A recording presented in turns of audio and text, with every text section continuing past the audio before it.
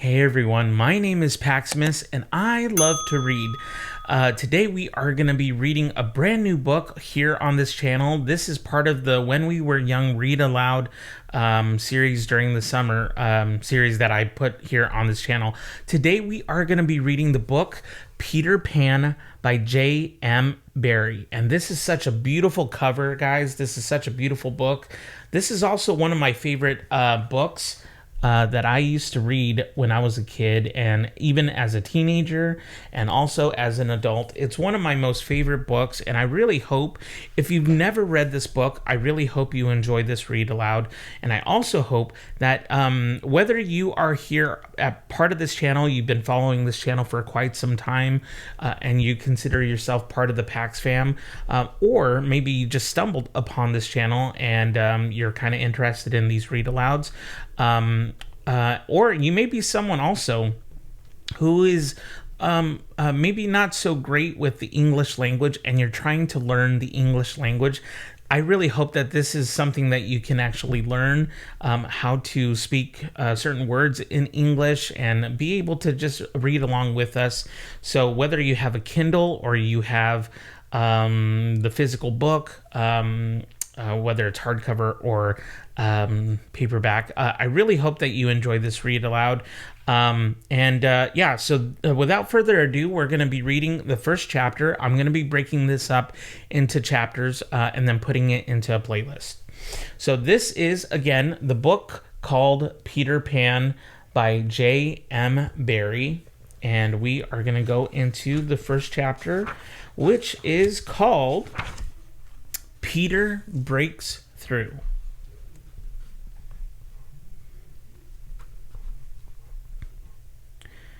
All children, except one, grow up. They soon know that they will grow up. And the way Wendy knew was this. One day, when she was 2 years old, she was playing in a garden, and she plucked another flower and ran with it to her mother. I suppose she must have looked rather delightful, for Mrs. Darling put her hand to her heart and cried, "Oh, why can't she remain like this forever?" This was all that passed between them on the subject, but henceforth Wendy knew that she must grow up. You always know after you are 2. 2 is the beginning of the end. Of course they lived at 14, and until Wendy came, her mother was the chief one. She was a lovely lady with a romantic mind and such a sweet mocking mouth. Her romantic mind was like the tiny boxes, one within the other, that come from the puzzling East. However, many you discover there is always one more. And her sweet mocking mouth had one kiss on it that Wendy could never get, though there it was, perfectly conspicuous in the right-hand corner. The way Mr. Darling won her was this. The many gentlemen who had been boys when she was a girl discovered simultaneously that they loved her, and they all ran to her house to propose to her, except Mr. Darling, who took a cab and nipped in first, and so he got her.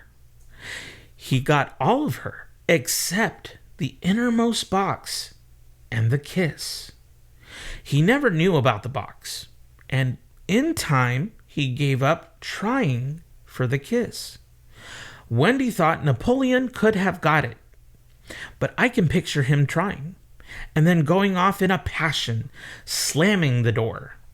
Mr. Darling used to boast to Wendy that her mother not only loved him, but respected him. He was one of those deep ones who know about stocks and shares.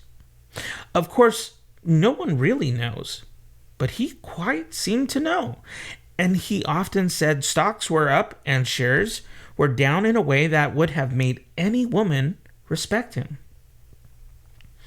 Mrs. Darling was married in white, and at first she kept the books perfectly, almost gleefully, as if it were a game. Not so much as a Brussels sprout was missing, but by and by Whole cauliflowers dropped out, and instead of them, there were pictures of babies without faces. She drew them when she should have been totting up. They were Mrs. Darling's guesses. Wendy came first, then John, and then Michael. For a week or two after Wendy came, it was doubtful whether they would be able to keep her, as she was another mouth to feed. Mr. Darling was frightfully proud of her, but he was very honorable, and he sat on the edge of Mrs. Darling's bed, holding her hand and calculating expenses, while she looked at him imploringly. She wanted to risk it, come what might, but that was not his way. His way was with a pencil and a piece of paper. And if she confused him with suggestions, he had to begin at the beginning again. "Now don't interrupt," he would beg of her.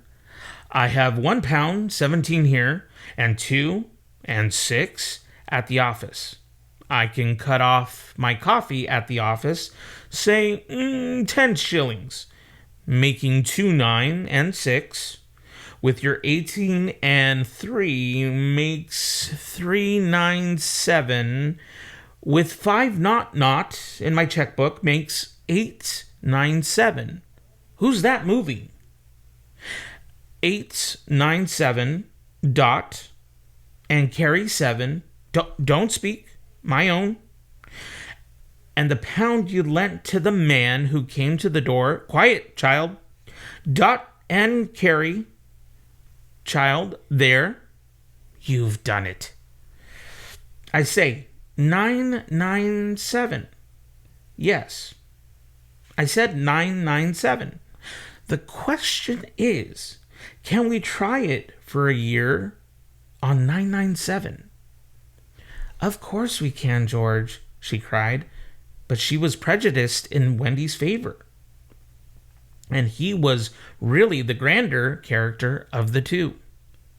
"Remember Mumps?" he warned her almost threateningly, and off he went again. "Mumps, £1. That is what I have put down. But I dare say it will be more like 30 shillings. Don't speak. Measles, 1.5. German measles, half a guinea. Makes 2.15, 6. Don't waggle your finger. Whooping cough. Say 15 shillings. And so on it went. And it added up differently each time. But at last, Wendy just got through, with mumps reduced to 12.6, and the two kinds of measles treated as one. There was the same excitement over John, and Michael had even a narrower squeak, but both were kept, and soon you might have seen the three of them going in a row to Miss Folsom's kindergarten school, accompanied by their nurse. Mrs. Darling loved to have everything just so, and Mr. Darling had a passion for being exactly like his neighbors. So, of course, they had a nurse. As they were poor, owing to the amount of milk the children drank, this nurse was a prim Newfoundland dog called Nana, who had belonged to no one in particular until the Darlings engaged her. She had always thought children important, however, and the Darlings had become acquainted with her in Kensington Gardens, where she spent most of her spare time peeping into perambulators, and was much hated by careless nursemaids, whom she followed to their homes and complained of to their mistresses. She proved to be quite a treasure of a nurse. How thorough she was at bath time, and up at any moment of the night if one of her charges made the slightest cry. Of course, her kennel was in the nursery. She had a genius for knowing when a cough is a thing to have no patience with and when it needs stalking round your throat. She believed to her last day in old-fashioned remedies like rhubarb leaf, and made sounds of contempt over all this newfangled talk about germs and so on. It was a lesson in propriety to see her escorting the children to school, walking sedately by their side when they were well behaved, and butting them back into line if they strayed. On John's footer days, she never once forgot his sweater, and she usually carried an umbrella in her mouth in case of rain. There is a room in the basement of Miss Folsom's school where the nurses wait. They sat on forms while Nana lay on the floor, but that was the only difference. They affected to ignore her as of an inferior social status to themselves, and she despised their light talk. She resented visits to the nursery from Mrs. Darling's friends, but if they did come, she first whipped off Michael's pinafore and put him into one with blue braiding and smoothed out Wendy and made a dash at John's hair. No nursery could possibly have been conducted more correctly, and Mr. Darling knew it. Yet he sometimes wondered uneasily whether the neighbors talked. He had his position in the city to consider. Nana also troubled him in another way.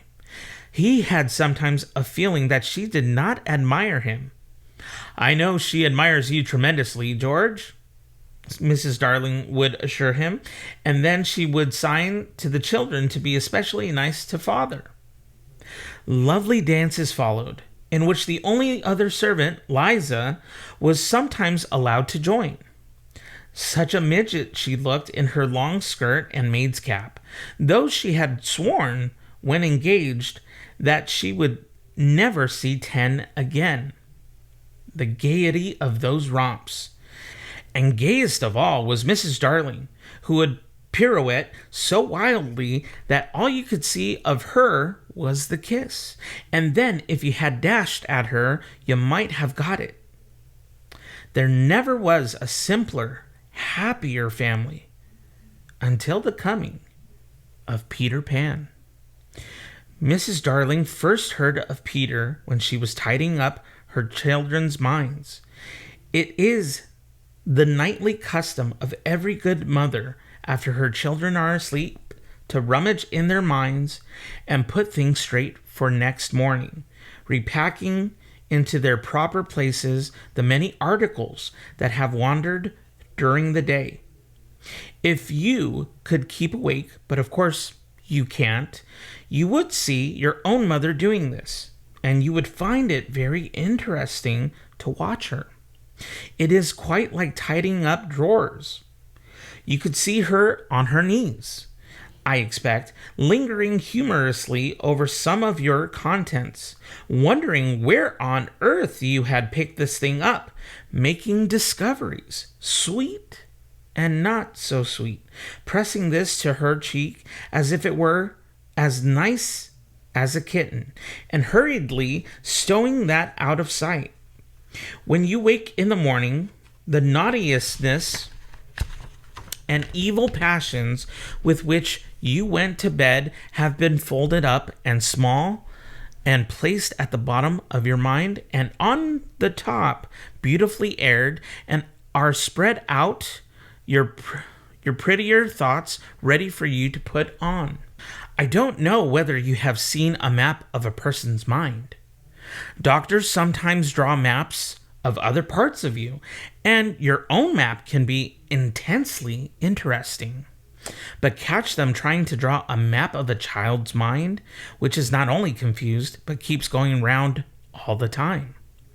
There are zigzag lines on it, just like your temperature on a card. And these are probably roads in the island, for the Neverland is always more or less an island, with astonishing splashes of color here and there, and coral reefs and rakish-looking craft in the offing, and savages and lonely lairs and gnomes who are mostly tailors, and caves through which a river runs, and princes with 6 elder brothers, and a hut fast going to decay, and one very small old lady with a hooked nose. It would be an easy map if that were all. But there is also first day at school, religion, fathers, the round pond, needlework, murders, hangings, verbs that take the dative, chocolate, pudding, day, getting into braces, say 99, 3 pence for pulling out your tooth yourself, and so on. And either these are part of the island or they are another map showing through, and it is all rather confusing, especially as nothing will stand still. Of course, the Neverlands vary a good deal.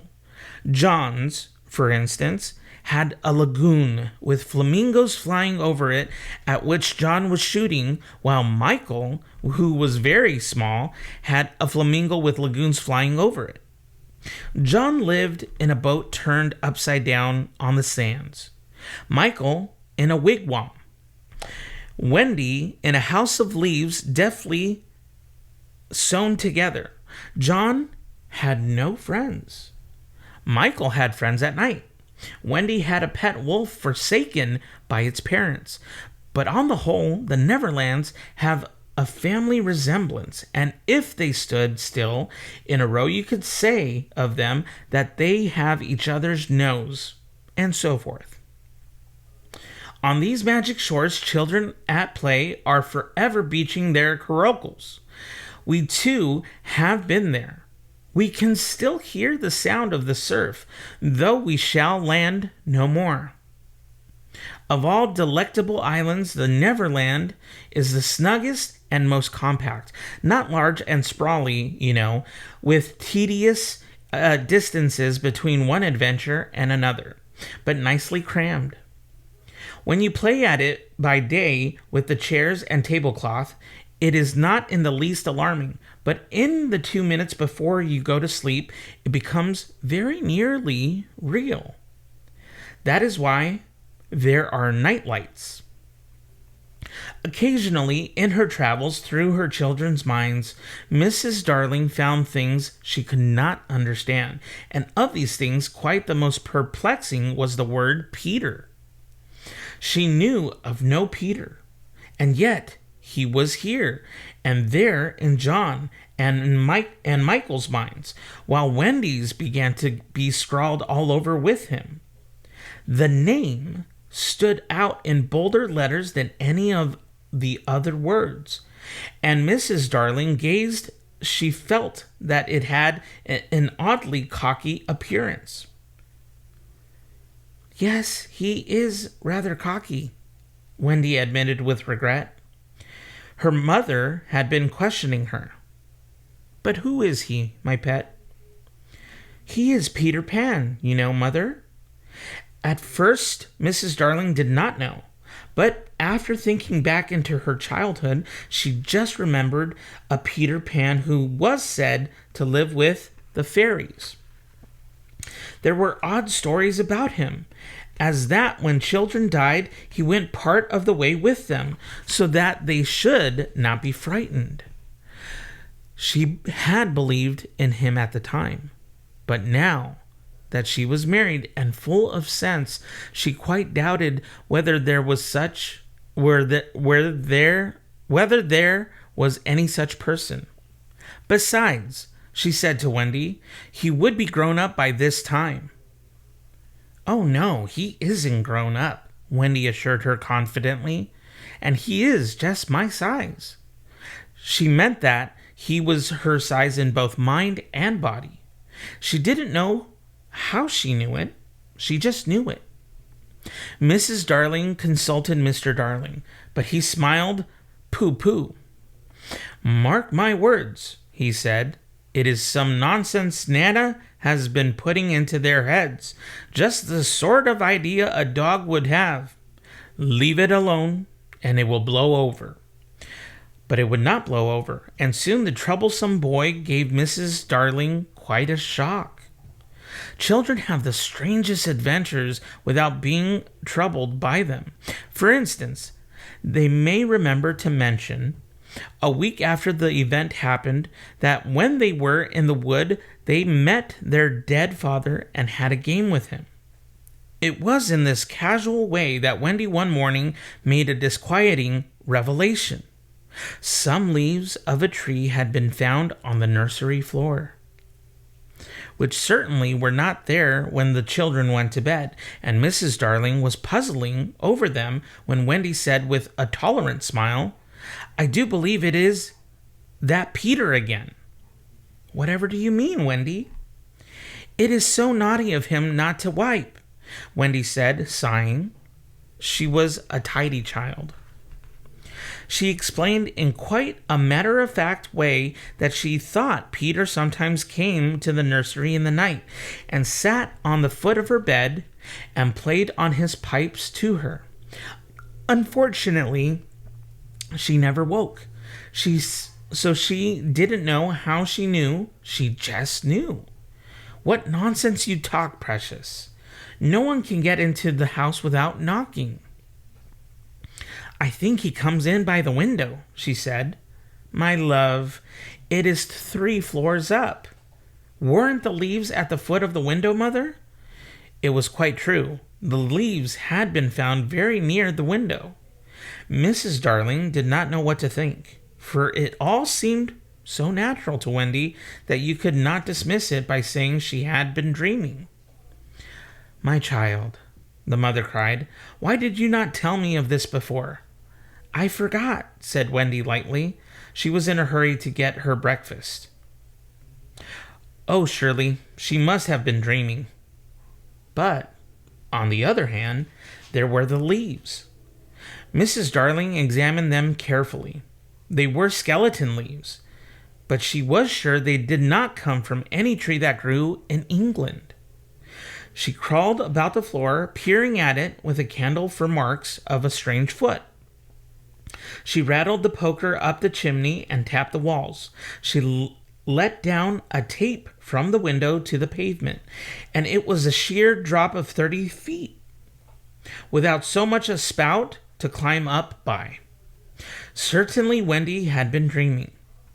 But Wendy had not been dreaming, as the very next night showed, the night on which the extraordinary adventures of these children may be said to have begun.